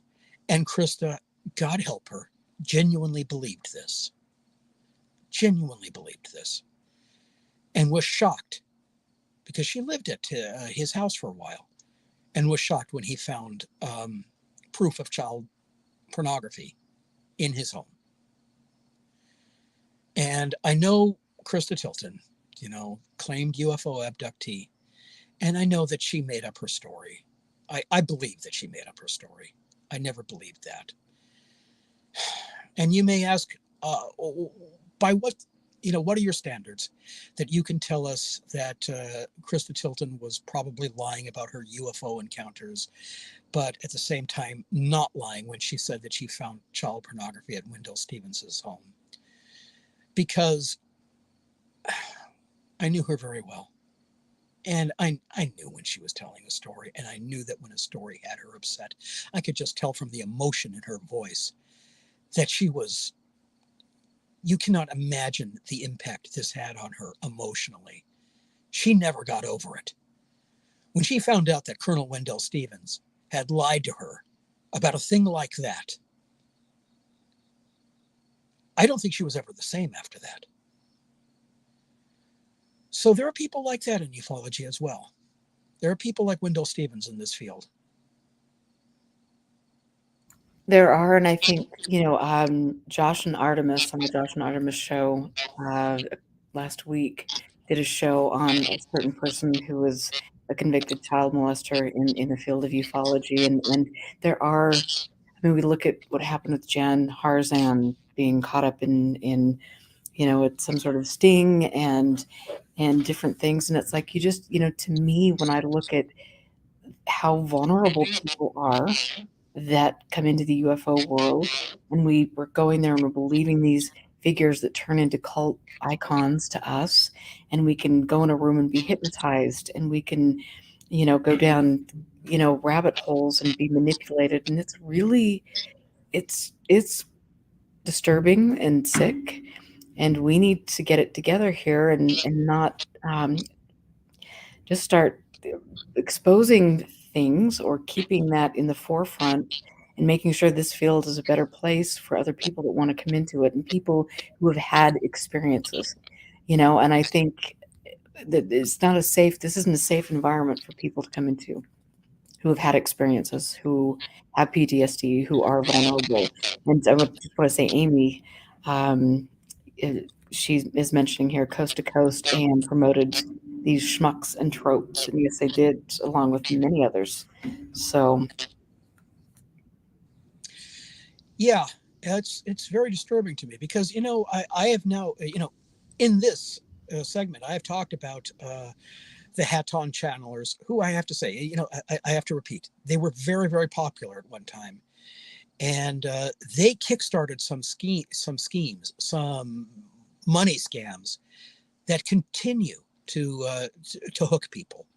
And there are some gullible people who have not paid their mortgages because of things these people have said. I can't believe that anybody would ever, not pay a mortgage note for that reason, because of something that they heard from a space being. But yes, there are people who are that gullible. well, people, investing in, oh my gosh, Tom DeLonge, To the Stars Academy, things like that, and people that are paying to join an insiders club for information that is just absolute garbage. uh, I Oh, mean, so there's so many ways that we can get sucked in. It's like, okay, great, there's a great TV show, and we're going to give you insider information, and it should be about science or providing data, but it's about a bunch of white guys sitting around a table and putting their little glue sticks, glue guns together, and throwing water bottles out of helicopters. But one of the things I want to make clear is I'm not saying that there is no UFO phenomenon. right. I am not saying that there are no mysteries in this world. You will never be able to classify me alongside Phil Klass or Donald Menzel or whoever's doing the job now. I guess it's that guy Covalito. Because I don't want to be in the position of saying that every case is fake or phony. How can I say that about cases I haven't even studied? As I keep on saying, conclusions come at the end of an investigation, not at the beginning. I don't want to be one of these people who has a one-size-fits-all explanation for an entire raft of mysteries that I can't even begin to comprehend. No. There are, if you go to any kind of dinner party and you have enough guts to mention that you're interested in ufology, you will get 2 or 3 people will show up with stories to tell, and those stories will probably be much more interesting than whatever it is that MUFON is talking about that month. That wouldn't be hard. The actual stories that people have to tell out there in the real world, or we can open it up beyond UFOs just to the paranormal or weirdness in general. People have stories. It's a mysterious world out there. I know, and that's so much fun. Like I love, and this is, of course it's not Halloween, it's not October, but I've got my Halloween stuff up, and everybody coming into the studio, welcome to my Halloween den, and we're talking ghost stories, we're talking about all of these things, and it's so much fun, and so yeah, everybody does have a story, and I love that, whether they're right or wrong, or whether, it's just fun, and so I hate the fact that those kind of things, and us questioning if we're looking out at the sky and we're seeing lights that we can't explain, that we're being manipulated by Facebook groups or specific people in an area to promote a false narrative. That's unfortunate. We should be learning about all these things and understanding that there is something important, and we can learn, and we can make mistakes, and we can grow, and we can move forward in a positive direction. Yeah. At the same time, I don't understand why it is that we have this fact. Every time that somebody comes along and says, here's a mystery, here's something interesting, here's something unusual, let's research this, right behind him, just like my dog following me into the bathroom, they're always right behind are these Nazis, are these fascists, are these political extremists, are these weirdos who have a very dangerous agenda. It goes way beyond the two forces I mentioned earlier. Who it's really just one long story. The contactees of the 1950s, plus the contactees of the 1990s, and William Cooper and that whole rigmarole. Why is it that right now we are having people try to resurrect William Cooper's version of the Eisenhower Met aliens at Edwards Air Force Air Base story, when Bill Cooper himself denounced the story? Everybody forgets now, or should remember, that Bill Cooper eventually decided that space aliens didn't exist, and he became a completely earthbound militia maniac. So, at 89, 90, 91, Bill Cooper is saying, oh yeah, I read about it when I was in the military. Right. Eisenhower definitely met aliens. And then by the end of the by 95, 96, 97, Cooper is saying something completely different. He was the guy who brought the story back, and yet the Bill Cooper version of the Ike and alien story is making a comeback. Isn't it sad? I mean, it's just like Serpo's making a comeback. It's just like MJ12 is making a comeback. It's the same, it's like the same dimwits that are promoting the same crap. And you've got to wonder, when you've got people like the Bigelow crew, who are promoting false stories that have been since the 70s, like, what is their role? What are they doing politically? What are they, what's their agenda? Something is rotten in Denmark. And pardon? You tell me what Bigelow's up to. Oh, okay. You want to talk about the He's neo-Nazi? spending $10 million on Ron DeSantis's campaign, but You want to talk about the neo-Nazi influence on ufology? Here's a big damn name that I think everybody should pay more attention to. Peter Thiel. You and I have talked about him off the air. I think Peter Thiel is the single most dangerous man alive in the world today. What is his interest in ufology? Why is he putting money into it? Well, because it is a way, just like what I believe we've seen Bigelow do and other people in the UFO world, to collect data about people and to learn how, to learn about specific personality types that might be more susceptible to things. I definitely think there's a lot of, obviously Peter Thiel, data mining, he's got it going on. So you've got this group of people who are interested in the unknown. You've got people, and that's a great thing. We're both like that. But it's you've got this group of people that you can psychologically profile, and then you can run wild with it. Look at what happened with Palantir, which Peter Thiel owns. Look at what happened, and I always talk about this with Cambridge Analytica, and that's a really, important thing. You've got a handful of people that decide they're going to mine data, and then use people's, like, hey, go to Facebook, take a personality test, and then that personality test is going to link not only you but all of your friends profiles back to this data mining, a place where we are going to figure out what makes you tick, what makes you mad, what makes you happy. And then we're going to cater our content to you to steer you in a direction where you're angry, where you mistrust the government, where you do all of these things and you're, once sound and sane person, but you're going down a rabbit hole and you're storming the Capitol. And so I think that's that unfortunately we just, we aren't prepared for what's happening. We don't realize that the second you get on Facebook, you sign everything away and that they can get in and take your messages. You don't realize Twitter is even more the same, and TikTok, it's like it's very frightening. And I definitely think Peter Thiel is right on top of that game. And I think he sees ufology as kind of the starting point for QAnon and for conspiracy, and to insert his ideas. That's, we need to be aware. And for me personally, I think anybody that supports Peter Thiel, I shouldn't even say this because I know the lengths that he's gone to, do things to people, but and to silence his critics, I think. But it's pretty. He cannot do anything to me. And I dare say I'm out of his reach. And I think more people should speak up as I have and will try to in the future. Peter Thiel is a man who is on record as denouncing the very idea of democracy. And yet his company, Palantir, is hopelessly intertwined with the NSA, has gained access to our nation's deepest secrets. Now, how can somebody who doesn't believe in the basic concept of democracy be that thoroughly intertwined with our government's secrets? It does not make any sense to me. And I think you had it exactly right.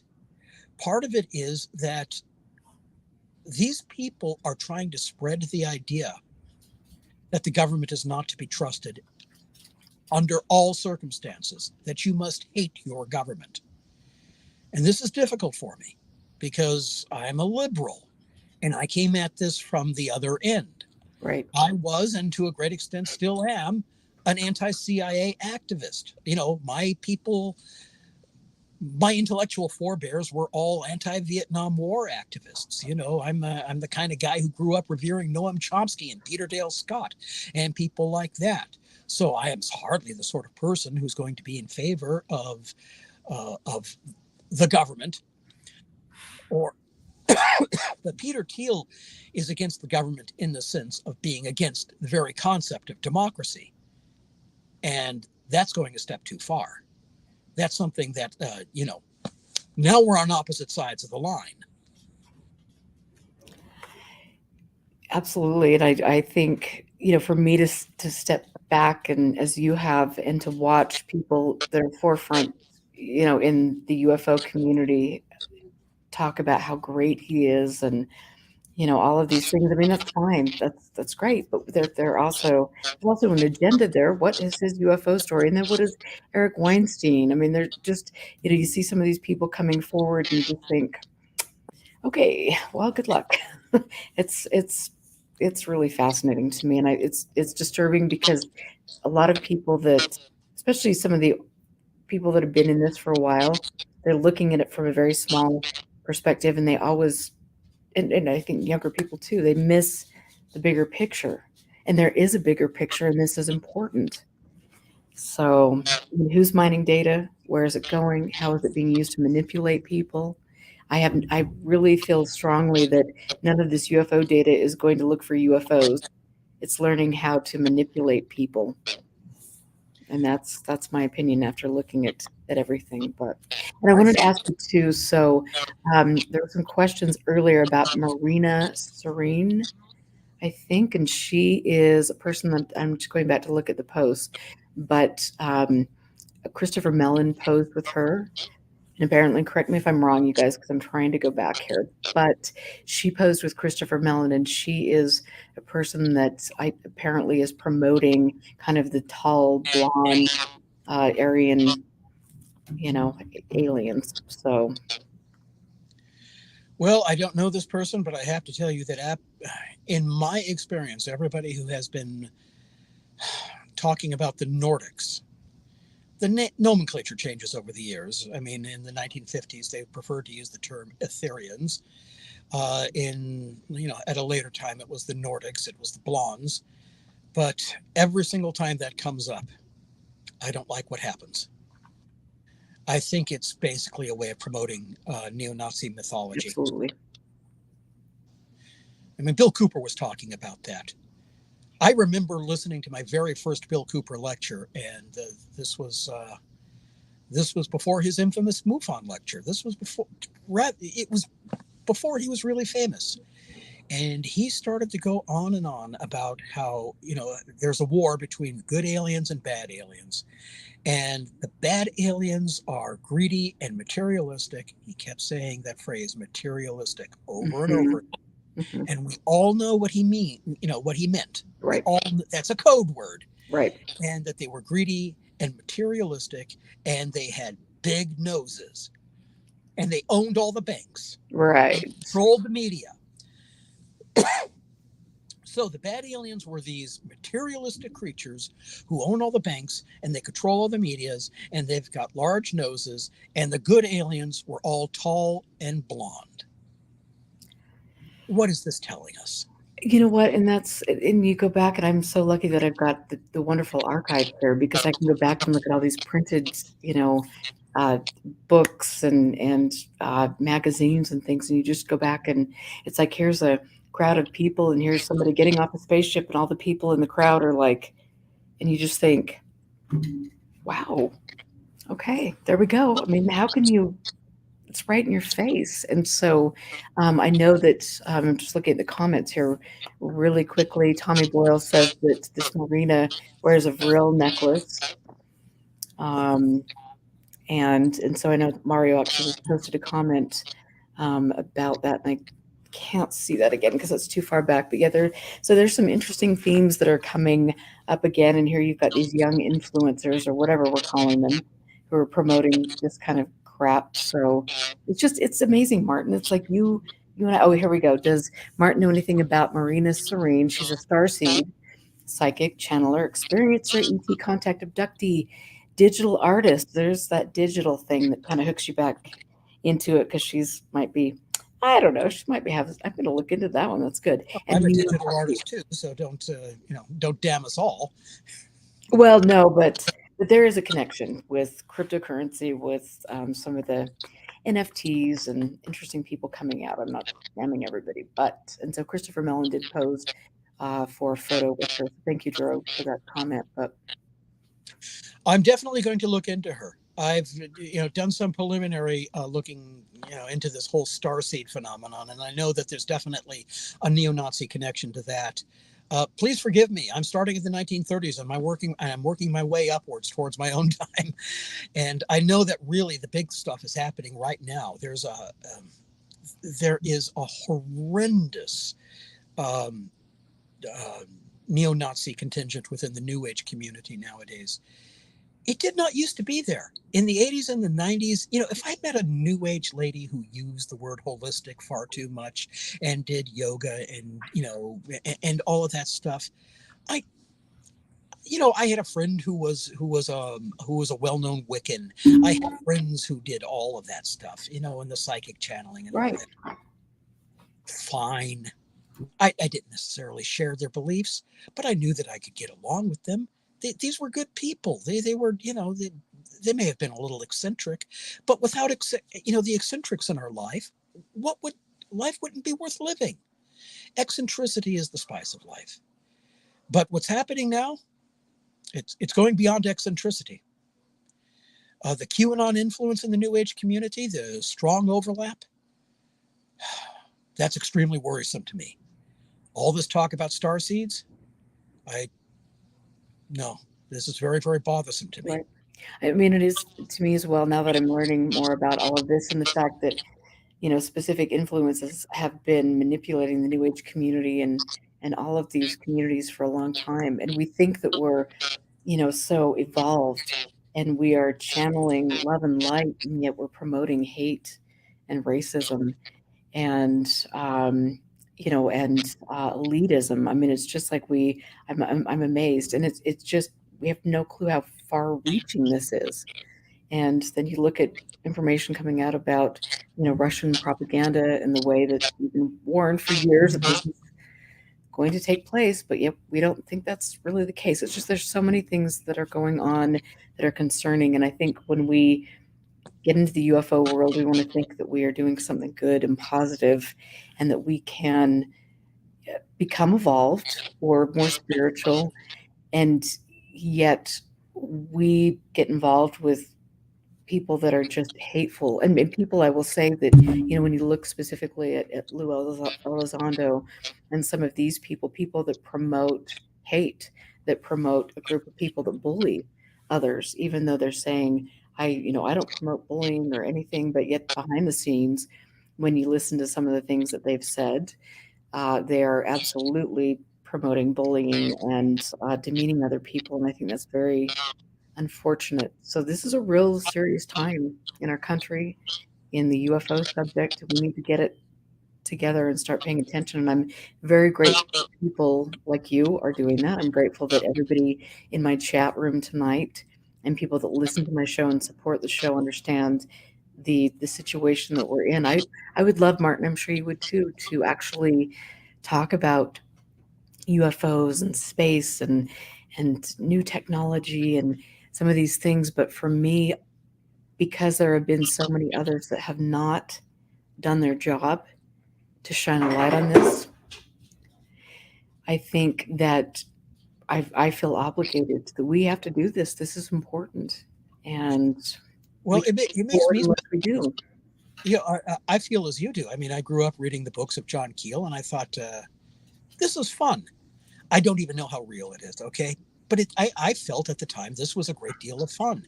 But now at the same time, I look at his books, I look at what I wrote back in the day, and I think, are we all warm-up acts for the kind of people we can't stand politically?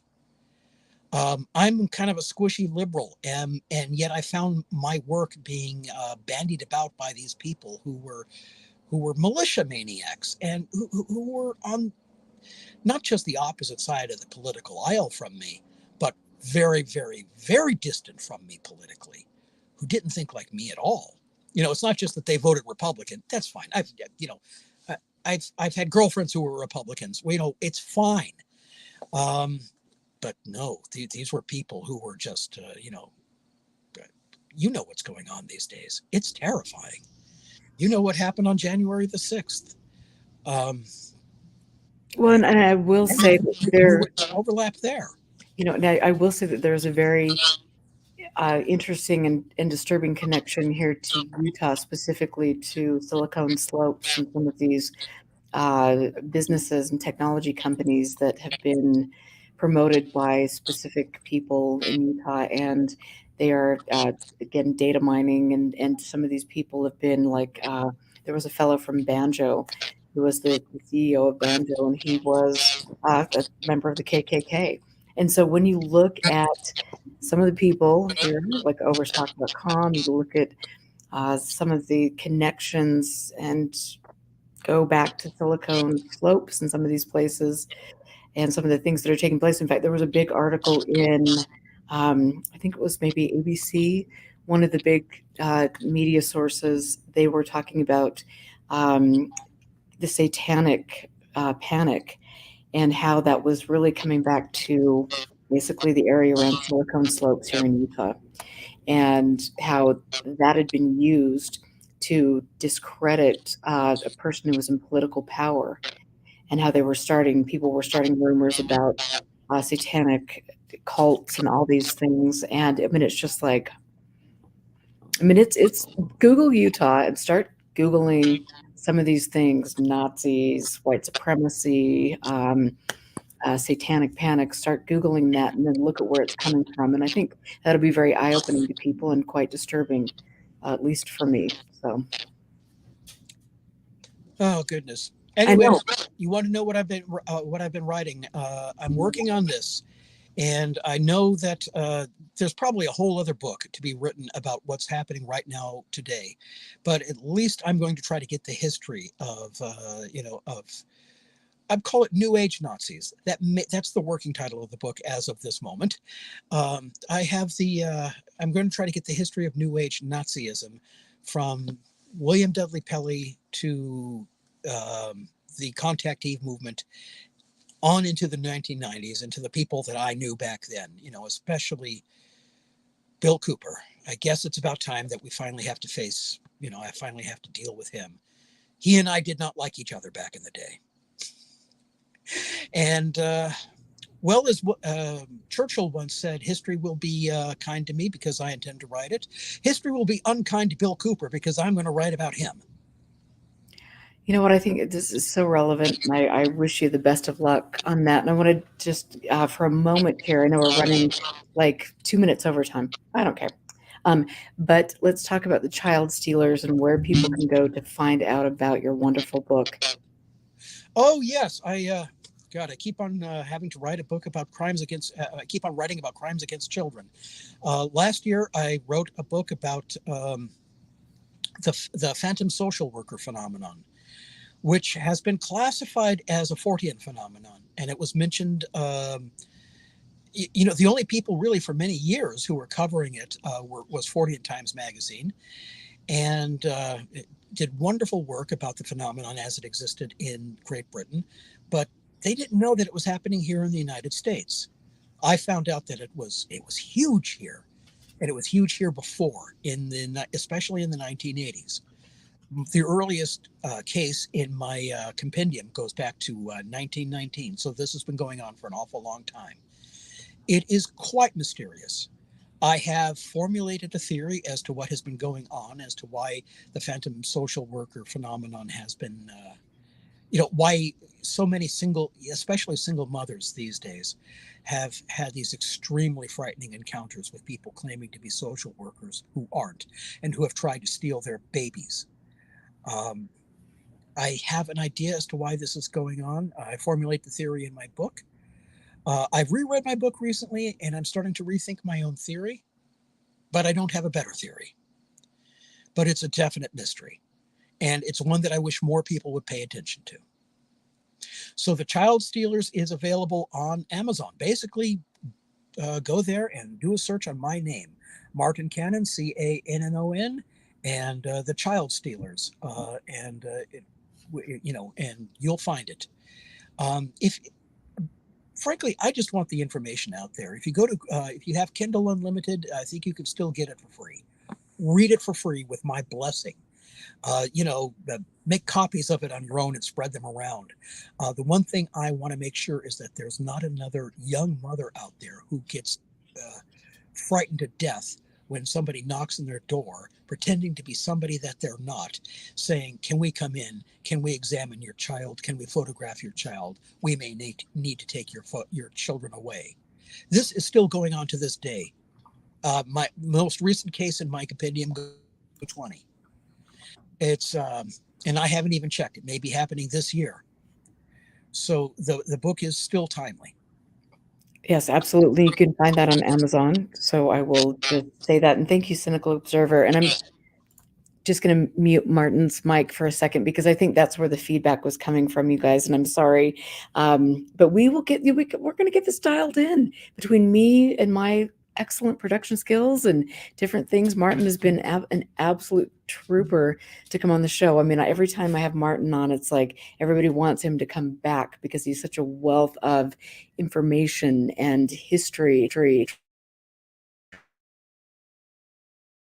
important people in the subject. And I just, we've got to learn from history. This is just absolutely amazing. So Martin, thank you so much for being on the show. We didn't even talk about the controllers, but we will. I'm fine not talking about the controllers, Okay. frankly. Thank you so much, Erica. I really do. Really, thank you. And I hope somebody out there is another Gerald Light researcher and can get back to me and can tell me where I'm going wrong. Matthew Wright will be, I think, a great resource. And I'm sure people listening to that, they will reach out to you. And, that's great. So thank you, Martin. I have a wonderful evening. I'm sure I'll talk to you. And I want to also just say thank you guys, especially the people that are donating super stickers in chat. It means a lot to me. I was going over my expenses for the radio show and for Patreon and for specific things, and we're still in the hole a bit. And unfortunately, which I just think is really interesting, when you donate to YouTube, you have to make a certain amount of money per month before you even get paid from YouTube. So it's crazy, but we're going to try to keep that going. And I also want to just say that, and thank you, Peter and Amy and all of you guys. Thanks so much. But thanks to my Patreons. And I want to take a moment to tell you guys to go to expandingresearchfrontiers.org to check out the new organization that I have started with Jack Brewer, and Barry Greenwood is helping behind the scenes. I'm going to be asking other people that I know that I've talked to, and we're going to really move UFO research forward. And it will be a very critical look instead of jumping on the bandwagon and believing things. And thank you, Tommy, for the donation and for hanging out. I know some of you guys are up well past your bedtime or my bedtime. And thanks, Brent. Thank you for your comment. First time listener here. Thank you so much. And Drew, you signed up for the newsletter. Yes, sweet. So we're really excited about this. We have got great ideas. We've been working on things behind the scenes. This is going to be, in my opinion, probably the best way to push things forward. And Scott, 2:30 a.m. You are a rock star. That's amazing.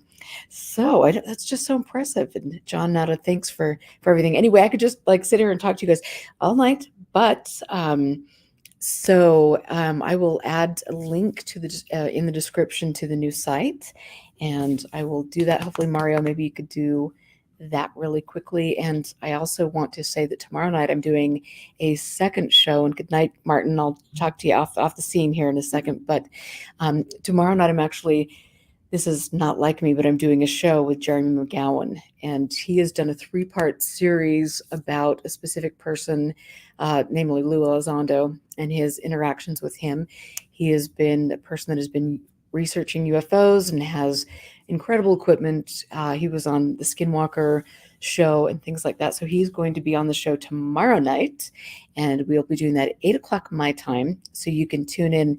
That should be one for the memory books, as always. And then I'll be doing an interview. I will be interviewed on Sunday, and I'll post the links to that. I'm really excited. So thanks, you guys, so much.